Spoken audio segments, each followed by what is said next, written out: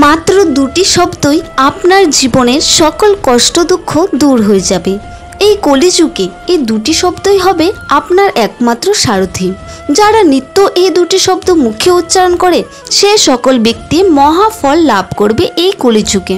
কোন দুটি শব্দ উচ্চারণ করলে আপনি মহাফল লাভ করবেন সে সন্দর্ভতে প্রস্তুত করা হয়েছে আজকের এই ভিডিওটি।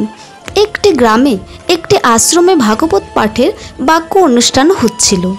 তৃতীয় দিনে সেই বাক্য অনুষ্ঠানের প্রারম্ভে করে সন্তজনে বলল, বিভিন্ন প্রকারের লোকে পাপ কর্ম করে থাকে আর সেসব ব্যক্তিরা বিভিন্ন ধরনের নরকের যন্ত্রণা ভোগ করতে হয়, কিন্তু একটি উপায় আছে যার দ্বারা নরকে যাওয়ার থেকে আপনি রক্ষা করতে পারবেন।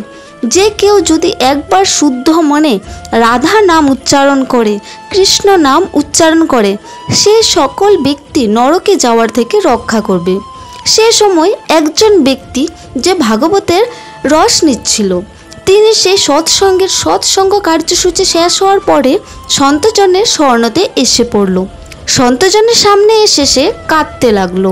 তখন সন্তজনে জিজ্ঞাসা করলো, আপনি কেন কাঁদছেন? আপনার মনটা কেন উদাস? মহাজনে কেঁদে কেঁদে বলল, ভগবান, আপনার কৃপায় আমি সব কিছু লাভ করতে সক্ষম হয়েছি, কিন্তু আমার মনে একটা বড় চিন্তা হয়েছে। তখন সন্তজনে বলল, কি চিন্তা? ভালোভাবে প্রকাশ করুন। তখন মহাজনে বলল, আজ আপনি ভাগবত পাঠে বর্ণনা দিলেন, আর বর্ণনা দিয়ে আপনি বললেন যেগুলি পাপকর্মের দ্বারা নরকে স্থান পায়, কিন্তু একটা উপায় আছে যার দ্বারা নরকে যাওয়ার থেকে রক্ষা পেতে পারি। হে প্রভু, আমি তো আপনার শরণে আছি, আমি তো সব সময় এই ভাগবতের রস নিচ্ছি। আমার তো এই বিশ্বাস হয়েছে যে ভাগবত কথার কৃপায় আমি তো উদ্ধার নিশ্চয় হবে, কিন্তু আমার একজন ছোট ভাই আছে যার বয়স 50 বছর। সে না সৎসঙ্গে যায় না পরমাত্মাকে বিশ্বাস করে, তার উদ্ধার কিভাবে হবে? তখন প্রভু বলল, আপনি কেন চিন্তা করছেন? তারও উদ্ধার নিশ্চয় হবে।